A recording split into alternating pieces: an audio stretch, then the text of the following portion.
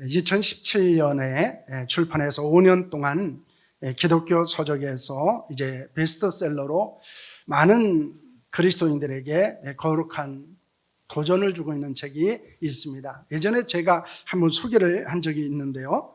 이것은 이제 카일 아이들먼이라고 하는 사람이 쓴 팬인가 제자인가 라고 하는 책입니다.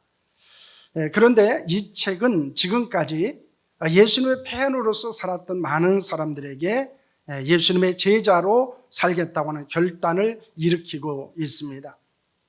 그래서 이 제이슨 릴리라고 하는 사람은 그 책을 읽고 이런 고백을 합니다. 이 책의 메시지가 너무 강렬하고 호소력이 강해서 읽기가 거북했다. 오늘날 기독교는 너무 편안하고 안전한 종교가 되어 버린 것 같다라고 하는 고백을 하고 있습니다. 우리가 신앙생활을 너무 편하게 한다라고 하는 것입니다. 너무 안전하게 한다라는 것입니다. 사실 신앙생활이라고 하는 것은 믿음 안에서 모험하는 것이고 믿음 안에서 적극적으로 우리에게 주어진 것들을 이겨나가는 것인데 우리는 너무나 편안하고 안전한 신앙생활을 하고 있음을 경고하고 있다라고 말하고 있습니다.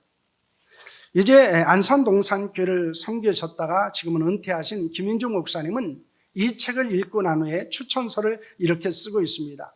팬이냐 제자냐 둘 중에 하나를 선택하라는 메시지다. 저를 향한 예수님의 요구로 강렬하게 다가왔습니다. 그 요구 앞에 부족한 나 자신을 반성하며 겸손의 무릎을 꿇습니다. 그리고 주님을 위해 남김없이 후회 없이 후퇴 없이 남은 생애를 살겠다고 결단합니다 라고는 고백을 하고 있습니다. 그렇습니다. 우리가 제자로 살아간다는 것, 우리가 우리 그리스도인으로 살아간다고 하는 것은 굉장히 편안한 삶을 선택하는 것이 아니라는 것입니다. 때로는 고난과 역경을 선택하는 것이고 그 고난과 역경 가운데서 하나님의 인도하심과 하나님의 역사하심을 경험하는 것이 신앙생활이라고 할 수 있습니다. 특별히 우리가 제자로 살아간다고 하는 것은 더욱더 그런 삶을 추구하고 있다는 것입니다. 성경은 예수 그리스도를 따르는 세 부류의 사람들에 대해서 언급을 하고 있습니다. 그들은 대적자들이고 무리, 즉 군종들이었고 예수님의 제자들이었습니다. 첫째는 제자들입니다. 누가복음 6장 7절 말씀을 보시길 바랍니다. 함께합니다. 서기관과 바리새인들이 예수를 고발할 증거를 찾으려 하여 안식일에 병을 고치는가 엿보니 라고 하는 말씀을 하고 있습니다. 예수님을 대적하던 사람들은 바리새인들, 사두개인들, 서기관들, 유대교회 장로들이었습니다.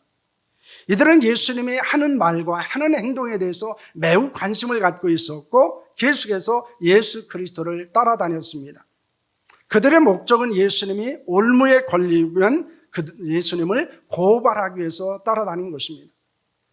둘째는 무리들이었습니다. 요한복음 6장 2절 말씀을 보시길 바랍니다. 큰 무리가 따르니 이는 병자들에게 행하시는 표적을 보았음이라 라고는 말씀을 하고 있습니다.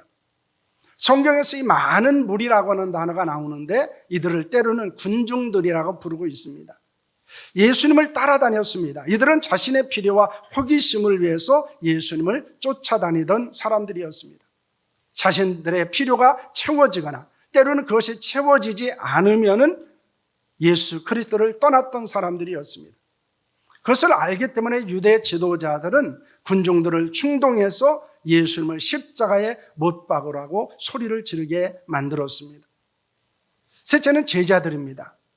요한복음 6장 68절 말씀입니다. 함께합니다. 시몬 베드로가 대답하되 주여 영생의 말씀이 주께 있사오니 우리가 누구에게로 가오리까 라고는 말씀을 하고 있습니다. 제자들은 분명한 신앙 고백 가운데서 예수님을 따르던 사람들이었습니다. 그들은 비록 연약하고 부족했습니다. 그래서 넘어지기도 했습니다. 쓰러지기도 했습니다.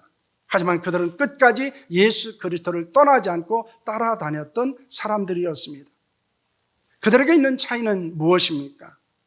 주님을 따르고 듣고는 말씀을 듣는 목적이 달랐다는 것입니다. 여러분, 교회 안에는 예수님을 대적하는 사람들은 아마 없을 것입니다. 하지만 군중들과 제자들은 있을 수 있습니다. 군중들은 자신들의 필요를 위해서 따르고 그것이 충족되거나 충족되지 않으면 때로는 주님을 원망하기도 하고 불평하기도 합니다. 때로는 형식적으로 따르는 것을 포기하기도 한다는 것입니다. 그들은 신앙생활의 목적을 자신의 필요와 욕구에 두고 있습니다. 그래서 신앙생활하는 목적은 자신의 필요를 채워주느냐 채워주지 않느냐, 자신의 욕구가 충족되느냐 충족되지 않느냐에 따라서 주님에 대한 신앙도 변하는 것을 보게 된다는 것입니다. 반면에 제자들은 어떻습니까? 예수님을 따르는 데 장애가 되는 것을 포기한다는 것입니다. 예수님의 필요와 요구에게 민감하게 반응하고 헌신한다는 것입니다. 어떤 상황과 환경 가운데서도 신앙생활을 포기하지 않는다는 것입니다. 오히려 힘이 들면 힘이 들수록, 어려우면 어려울수록, 그리고 주어진 상황이나 환경이 나쁘면 나쁠수록 오히려 더욱더 하나님을 의지하고 하나님 앞에 기도하고 그리고 믿음으로 그 모든 것들을 헤쳐나가는 자들입니다. 사랑하는 성도 여러분, 혹시 군중의 모습으로 신앙생활하고 있지는 않습니까? 여러분, 우리는 제자로서 온전한 신앙생활을 할 수 있기를 축원합니다. 우리는 예수님의 팬이 아니라 예수님의 제자로 살아야 한다는 것입니다. 본문은 베드로를 비롯한 12명의 제자들을 부르시고 훈련하시는 것에 대해서 말씀을 하고 있습니다. 오늘은 예수님께서 베드로를 부르심, 즉 소명 이후에 그를 제자로 훈련하시는 것에 대해서 말씀을 하고 있습니다. 이것은 베드로만 아니고 우리도 마찬가지입니다. 우리를 하나님이 부르신 것은 무엇 때문이었습니까? 우리를 구원하시기 위한 것입니다. 그리고 우리에게 사명을 주셔서 그 사명을 감당하기 위한 것입니다. 그런데 우리가 은혜로 부르심을 받고 구원받은 자고 사명받은 자로서 우리는 제자로 살아가야 한다는 것입니다. 그러기 위해서는 우리에게 이 베드로를 부르시고 훈련하셨던 그 예수 그리스도의 은혜 가운데서 우리가 계속해서 그 부르심에 반응하는 자로, 그리고 그 부르심 앞에서 우리는 훈련을 받는 자로서 살아갈 때 우리도 구원받은 자로서 사명받은 자로서 살아갈 수 있다는 것입니다. 예수님은 자신을 따르는 사람들 중에서 제자를 부르시기 전에 산에 올라가 밤이 새도록 기도하셨습니다. 왜냐하면 사람을 세우는 일은 가장 중요한 일이기 때문입니다. 그래서 교회에서도 가장 중요한 일 중에 하나가 무엇입니까? 교회 안에 직분자들을 세우는 일입니다. 왜냐하면 그 직분자들이 온전히 세워졌을 때, 그리고 온전히 헌신했을 때 하나님의 교회는 하나님의 교회다워질 수 있기 때문입니다. 밤을 새워 하나님께 기도하신 후에 12명의 제자를 부르십니다. 여기서 제자를 불렀다고 하는 이것은 예수님에게 12명의 제자만 있었다라고 하는 것은 아닙니다. 예수님을 따르는 많은 제자들이 있었지만 그 중에 12명을 택하셔서 사도로 세우셨다라고 하는 것입니다. 그리고 그들을 집중적으로 훈련하셨음을 보여주고 있는 것입니다. 그들은 누구입니까? 14절에서 16절까지 말씀을 보면 거기는 12명의 제자들이 나오고 있습니다. 베드로라 이름을 주신 시몬과 동생 안드레와 우리 아들이라는 뜻을 가지고 있는 보아네게라고 하는 이름을 주신 세베대 아들 야고보와 동생 요한과 바돌로메와 마테와 토마와 알파의 아들 야고보와 다데오와 셀롯이라는 시몬과 야고보의 아들 유다와 가룟 유다입니다. 가룟 유다는 예수를 파는 자가 되었습니다. 그들은 다양한 성격을 가지고 있었고 다양한 지역에서 또 다양한 직업을 가지고 있었던 사람들이었습니다. 예수님이 그들을 훈련하신 것은 무엇 때문입니까? 그들의 다양성을 훈련을 통해서 탁월함으로 바꿔주시기 위한 것입니다. 이 교회에도 마찬가지입니다. 다양한 성격들이 있고 그리고 다양한 성장의 배경들을 가지고 있고 다양한 직업들이 있고 나이도 다릅니다. 생각도 다를 수 있습니다. 그런데 훈련을 통하지 않고는 하나가 될 수 없다는 것입니다. 하나님의 역사를 위해서 자신을 절제하지 못하고 그리고 하나님의 은혜 가운데서 헌신하며 살아갈 수 없다는 것입니다. 왜냐하면 훈련을 통하지 않고는 제자가 될 수 없고 사역을 감당할 수 없었기 때문입니다. 지금도 하나님의 은혜의 부르심을 통해서 구원받고 사명을 받은 자들이 온전한 제자가 되고 사명을 감당하기 위해서는 훈련이 필요하다는 것입니다. 훈련을 통해서 평범함은 비범함이 되고 그 비범함은 탁월함이 될 수 있음을 우리에게 보여주고 있습니다. 예수님의 제자들은 탁월한 자들이 아니었습니다. 하지만 예수님께서 그들을 훈련하심으로 그들은 탁월한 인생을 살았을 뿐만 아니라 하나님의 나라를 위해서 놀라운 일들을 행했음을 우리에게 보여주고 있습니다. 제가 2022년 목회 계획을 위해서 기도하고 그리고 성령께서 주신 생각과 감동이 있었습니다. 그것은 훈련이었습니다. 특히 코로나19의 팬데믹 상황이 2년 이상 지나가면서 성도들의 신앙생활에 많은 영향을 주고 있는 것을 보게 됩니다. 그런 상황에서 적극적으로 훈련을 하지 않으면 신앙과 삶의 위기와 유혹을 극복할 수 없는 것이 신앙생활의 현실이라고 하는 것을 보게 됩니다. 이것은 저만 그런 것이 아니고 교회의 모든 것들에 대해서 연구를 하고 그리고 강의를 하는 많은 사람들의 이야기입니다. 이 팬데믹 상황이 오래되면서 나타나는 것 중에 하나는 성도들의 신앙이 침체하거나 퇴보한다는 것입니다. 제자로 살아가기를 위해서 결단하는 일들이 점점점 사라진다는 것입니다. 2022년의 표어를 모든 일에 전심전력하라라고 하는 제목으로 삼았습니다.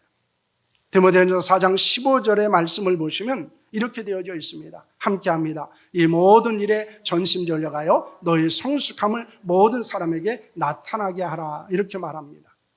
개역 성경에서는 이 모든 일에 전심전력하여 너의 진보를 모든 사람들에게 나타나게 하라 이렇게 되어져 있습니다.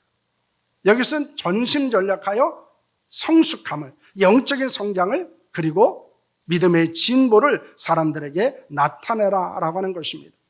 디모데서는 바울이 믿음의 아들이며 제자인 디모데를 권면하고 훈련하면서 주신 말씀입니다. 그래서 2022년에는 디모데서를 중심으로 해서 매주일 말씀의 은혜를 나누려고 합니다.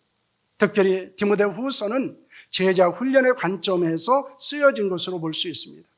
그래서 디모데 후서를 읽어보면은 사도 바울이 자신의 믿음의 아들이고 그리고 사역자고 동역자였던 그 디모데를 어떻게 말씀으로 권면하고 어떻게 그를 훈련하는가에 대해서 발견할 수 있습니다. 우리가 매주일 말씀을 통해서 우리가 훈련을 받았으면 합니다. 그리고 많은 훈련의 과정 가운데서 우리가 예수님의 제자가 되고 그리고 말씀 안에서 우리의 사명을 다시 한번 새롭게 하고 주를 위해서 헌신하는 사람들이 될 수 있기를 소망합니다. 우리가 제자로 살며 사명을 위한 헌신을 위해서 말씀을 통한 권면에 귀를 기울이고 그리고 훈련을 통해서 더욱더 성숙해져가는 성도들이 될 수 있기를 축원합니다. 예수는 어떻게 베드로를 훈련하셨습니까? 그를 훈련하신 목적은 무엇에 있었습니까? 마가복음 3장 14절과 15절의 말씀입니다. 마가복음 3장 14절 15절 말씀입니다. 함께합니다. 이에 열조를 세우셨으니 이는 자기와 함께 있게 하시고 또 보내사 전도도 하며 귀신을 내쫓는 권능도 가지게 하려 하심이로라 라고는 말씀을 합니다. 예수님은 제자를 세우시고 자신과 함께 있게 하셨습니다. 그들을 보내어 전도도 하고 귀신을 내쫓는 권능을 갖게 하셨습니다. 이는 예수님께서 그들과 함께 하시고 훈련을 시키셨다라고 하는 것입니다. 그래서 복음을 전할 수 있게 하셨고 병든 자를 고치고 귀신을 내어쫓는 권능을 가질 수 있게 하셨다는 것입니다. 예수님의 생애를 보면 많은 시간을 베드로와 함께 하셨습니다. 해당장 야이로의 딸을 살리기 위해서 방에 들어가실 때도 베드로를 데리고 들어가셨습니다. 겟세마네 동산에서 고민하며 슬퍼하시며 기도하실 때도 베드로를 데리고 가셨습니다. 그에게 하나님의 복음을 가르쳤습니다. 복음을 전하도록 세상에 보내셨습니다. 그가 나가 복음을 전할 때 귀신들이 항복하는 것도 보셨습니다.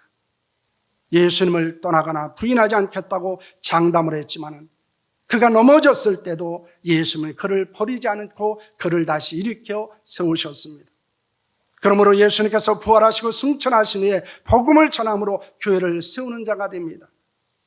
그리고 이 베드로는 예수님이 떠나신 후에 사도들의 지도자가 되고 초대교회 지도자로서 하나님이 부르실 때까지 그리고 그가 그의 마지막 생애를 자신은 예수님처럼 십자가에 달리는 것은 너무나 황송한 것이기에 그리고 그 받은 은혜가 너무 크기에 자신을 거꾸로 십자가에 못 박아 달라고 요구함으로 거꾸로 십자가에 못 박아 죽었다고 말합니다.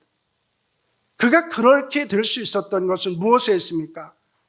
그는 처음부터 온전한 제자로 태어난 것이 아니었습니다. 저절로 제자가 된 것도 아니었습니다. 그는 예수님께 훈련을 받고 온전한 제자가 되어 갔다는 것입니다. 우리가 온전한 제자가 되어가고 살아갈 수 있는 것도 바로 훈련에 있는 것입니다. 그런데 문제는 훈련은 쉽지 않다는 것입니다. 훈련은 많은 시간과 노력을 요구합니다. 많은 것을 포기하고 때로는 희생해야 합니다. 많은 고난과 고통을 견뎌야 한다는 것입니다. 그러나 훈련을 통해서 얻는 유익은 너무나 많이 있다는 것입니다. 바울은 말세에 나타나는 현상에 대해서 언급하면서 이 훈련의 필요성과 유익에 대해서 말하고 있습니다. 바울은 말세에 나타나는 현상을 무엇이라고 말하고 있습니까? 우리가 디모데후서 3장 1절에서 5절의 말씀을 보면은 거기에는 말세에 나타나는 현상들에 대해서 쭉 열거한 것을 보게 됩니다. 말세가 되면 온전한 신앙생활을 하는 사람들에게는 매우 고통스러운 때가 될 것이라고 말합니다. 왜냐하면 사람들은 자기를 사랑하며 돈을 사랑하며 자랑하며 교만하며 비방하며 부모를 거역하며 감사하지 않으며 거룩하지 않으며 무정하며 원통함을 풀지 아니하며 모함하며 절제하지 못하며 사나우며 악한 것을 좋아하며 배신하며 조급하며 자만하며 쾌락 사랑하기를 하나님 사랑하는 것보다 더하기 때문이라고 말합니다. 그런데 이 디모데후서 3장 1절에서 5절에 언급하고 있는 이런 현상들은 지금 우리가 살아가면서 경험하고 있는 것 중에 하나입니다. 많은 사람들은 하나님을 사랑하지 않습니다. 자신을 사랑합니다. 돈을 사랑합니다. 쾌락을 사랑합니다. 가정은 무너졌습니다. 감사하지 않습니다. 절제하지 않습니다. 사람들은 더욱더 악해져 있고 사람 더욱더 분노하고 있습니다. 이런 시대 가운데 우리가 경건의 모양은 있으나 경건의 능력을 부인하는 사람들이 나타날 것을 말씀하고 있습니다. 그들은 누구였습니까? 디모데후서 3장 8절 말씀을 보시길 바랍니다. 함께합니다. 얀네와 얀브레가 모세를 대적한 것 같이 그들도 진리를 대적하니 이 사람들은 그 마음이 부패한 자요 믿음에 관하여는 버림받은 자들이라 라고 말씀하고 있습니다. 여러분, 바울은 모세를 대적했던 얀네와 얀브레와 같은 사람들이 나타난다고 말합니다. 그들은 진리를 대적합니다. 그들의 마음은 부패했습니다. 믿음에 관하여는 버림을 받았습니다. 이는 경건하지 않으면 결국 복음을 대적하고 뿐만 아니라 마음은 점점 더 부패해지고 그리고 믿음은 파산할 수 있음을 경고하고 있는 것입니다. 우리가 살고 있는 시대는 경건을 위협하는 시대를 살고 있습니다. 우리가 경건하게 살지 못하도록 만드는 시대를 살아가고 있습니다. 그래서 경건의 모양은 있지만 경건의 능력을 발견할 수 없는 시대를 살고 있는 것입니다. 이런 시대에 우리가 온전한 신앙생활을 한다고 하는 것은 쉽지 않습니다. 왜냐하면 그렇게 우리가 온전하게 신앙생활하고 경건하게 살아가기 위해서는 많은 고난과 역경을 이겨야 하기 때문입니다. 그러므로 무엇이 필요합니까? 디모데전서 4장 7절과 8절 말씀을 보시길 바랍니다. 함께합니다. 망령되고 허탄한 신화를 버리고 경건의 의도로 내 자신을 연단하라. 육체의 연단은 약간의 유익이 있으나 경건은 범사에 유익하니 금생과 내생에 약속이 있느니라 라고는 말씀을 하고 있습니다. 여기서 연단이라고 하는 이 단어는 훈련이라고 하는 단어입니다. 연습이라고 하는 단어입니다. 바울은 경건한 사람이 되도록 훈련을 하라고 말합니다. 육체의 훈련은 약간의 유익이 있지만 경건은 모든 일에 유익하다고 말합니다. 이 세상을 살아가는 데도 유익할 뿐만 아니라 저 세상의 삶을 살아가는 데 있어서 영원한 삶의 약속을 받는 것이기 때문이라고 말합니다. 여러분, 제자훈련이라는 것은 경건훈련을 말하는 것입니다. 왜냐하면 이 경건훈련은 우리가 하나님 앞에서 어떻게 살아가느냐라고 하는 것이기 때문입니다. 우리는 경건의 훈련을 통해서 말세에 일어나는 고통을 극복할 수 있습니다.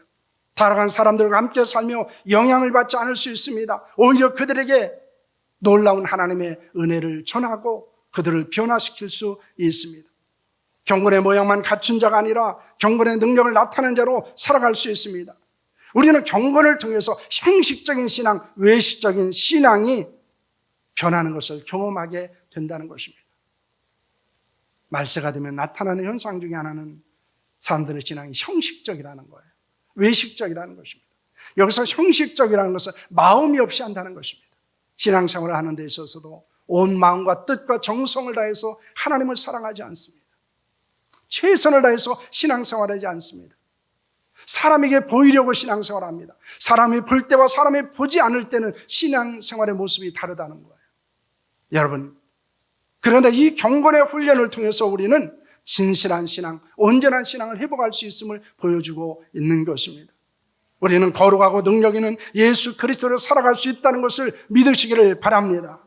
서울에 신일교회가 있습니다. 그 교회는 법통으로 통하는 장로님이 계셨습니다. 그래서 그 장로님은 당회 전에 교회 헌법을 한 장씩 읽고서 당회를 하자라고는 주장을 하기도 했습니다. 매세 따지기를 좋아했습니다. 옳으냐 그르냐를 엄청 따졌습니다. 항상 긴장진 얼굴로 성도들을 대했습니다. 그래서 장로님을 보는 사람들마다 긴장을 할 수밖에 없었습니다. 왜냐하면 또 어떤 이야기를 할지 그것이 굉장히 두려웠어요. 왜냐하면 여러분 교회 생활을 하다 보면 실수할 수도 있잖아요. 연약한 부분이 보일 수도 있잖아요. 그런데 그것이 절대로 용납되지 않는 분이었습니다. 그런데 장로님이 제자훈련을 하면서 변화가 일어났습니다. 먼저 항상 긴장될 얼굴을 하고 있었는데 어느 한순간에 얼굴에 웃음기가 돌기 시작을 했습니다. 그 훈련의 과정 가운데 그 장로님이 가지고 있는 상처를 하나님이 만지시기 시작했습니다. 그리고 치유하시기 시작하셨습니다. 한편은 예배 후에 아버지와 같은 연배의 장로님이 담임 목사님과 악수를 하면서 목사님 사랑합니다 라고 말하며 안아주었습니다. 그 말을 들으면서 하는 장로님도 그 말을 듣는 목사님도 울었습니다. 그 모습을 바라보는 성도들도 눈시울이 붉어졌습니다. 이렇게 훈련은 변화를 일으킨다는 것입니다. 훈련은 치유를 일으킨다는 것입니다. 왜냐하면 그 훈련은 우리에게 변화와 치유와 축복을 가져다 주는 것이기 때문입니다. 여러분, 훈련하지 않고 우리가 훈련받지 않고 우리가 온전한 제자로 살아가고 온전한 그리스도로 살아간다고 하는 것, 그리고 우리에게 주어진 사명을 감당한다고 하는 것은 불가능하다는 것입니다. 예수님은 훈련을 통해서 제자들을 변화시키셨습니다. 베드로도 훈련의 과정을 통해서 변화와 온전한 제자로 살아가게 되었습니다. 그는 사람을 낚는 어부로서 살게 됩니다. 많은 성도들을 훈련을 통해 변화를 경험하고 있습니다. 우리도 훈련을 통해 거룩한 변화를 경험할 수 있기를 원합니다. 제가 여자 제자반을 2년 전에 하면서 많은 은혜를 경험했습니다. 함께 참여했던 6명의 우리 여자 성도님들이 모일 때마다 울고 하나님이 주신 감동들을 함께 나눴습니다. 하나님의 역사하심과 치유하심도 함께 고백했습니다. 그런데 코로나19를 겪으면서 하려고 했던 제자훈련을 하지 못하고 2년이 흘렀습니다. 2022년에 훈련에 대한 프로그램을 진행하려고 합니다. 많은 성도들 훈련에 참여했으면 합니다. 특별히 교회 중직들은 참여해 주시길 바랍니다. 왜냐하면 중직들이 훈련을 통해서 말씀과 기도를 통해서 변화되지 않고 그리고 하나님이 주시는 치유와 회복을 경험하지 않고는 하나님의 교회를 온전히 섬기고 세울 수 없기 때문입니다. 물론 쉽지 않습니다. 바쁩니다. 때로는 피곤할 수도 있습니다. 그럼에도 불구하고 훈련에 참여하는 것은 더 많은 유익이 있다는 사실을 여러분 믿으시기를 바랍니다. 우리도 훈련을 통해 경건의 모양만 있던 사람이 경건의 능력을 경험할 수 있기를 축원합니다. 구경꾼이었던 사람들이 교회 일꾼으로 변화되기를 소망합니다. 예수님의 좋은 군사가 될 수 있기를 바랍니다. 그리고 그냥 예수님을 따르던 무리가 예수님의 제자로 변화되어지는 거룩한 은혜가 우리 가운데 있기를 소망합니다. 베드로는 그냥 베드로가 된 것이 아닙니다. 그는 그냥 갈릴리 바다에서 고기 잡는 평범한 어부였습니다. 그런 어부가 어떻게 사람을 낚는 어부로 살았고 어떻게 초대교회의 지도자가 되어지고 그리고 많은 사람들에게 거룩한 영적인 영향력을 끼칠 수 있었습니까? 그것은 예수 그리스도의 훈련의 과정 가운데 이루어지는 은혜요 축복이었습니다. 그러므로 하나님은 우리를 부르십니다. 그래서 우리를 구원하십니다. 우리에게 사명을 주십니다. 그런데 반드시 그 이후의 과정이 있다는 거예요. 그것은 훈련입니다. 훈련을 하지 않으면 사람은 변하지 않습니다. 왜냐하면 훈련을 하지 않고 훈련의 과정을 겪지 않으면 우리는 그리스도인의 정체성을 가지고 살아갈 수 없기 때문입니다. 여러분, 정체성은 무엇입니까? 관점의 변화입니다. 세계관의 변화예요. 그래서 우리가 온전한 그리스도인이 되어질 때 나타나는 것 중에 하나가 무엇입니까? 무엇을 보고 해석하고 반응하는 게 달라진다는 거예요. 여러분, 그리스도의 눈으로, 하나님의 눈으로 바라봅니다. 그리고 그것을 해석해요. 신앙적인 방식으로 해석을 합니다. 그리고 우선순위가 바뀌게 됩니다. 나아가서 생활 방식이 바뀌게 됩니다. 그런데 이것은 그냥 저절로 되는 게 아니에요.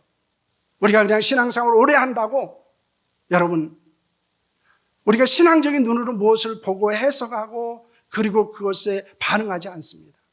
왜냐하면 우리가 훈련을 통하지 않으면 여전히 우리는 예전의 방식대로 그것을 바라보고 반응합니다. 우선순위가 변하지 않습니다.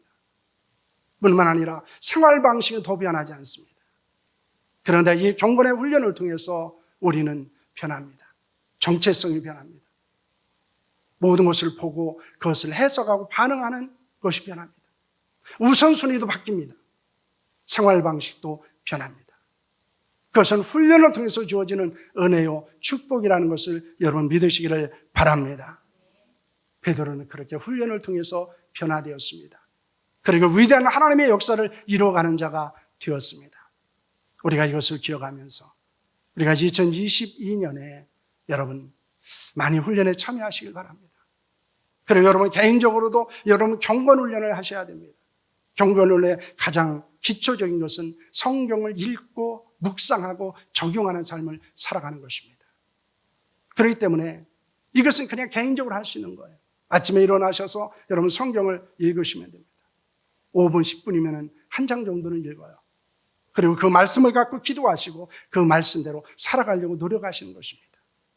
그것이 우리의 삶을 변화시키고 그리고 이것이 우리를 좀 더 헌신의 자리로 나아가게 만든다는 것을 여러분 믿으시기를 바랍니다.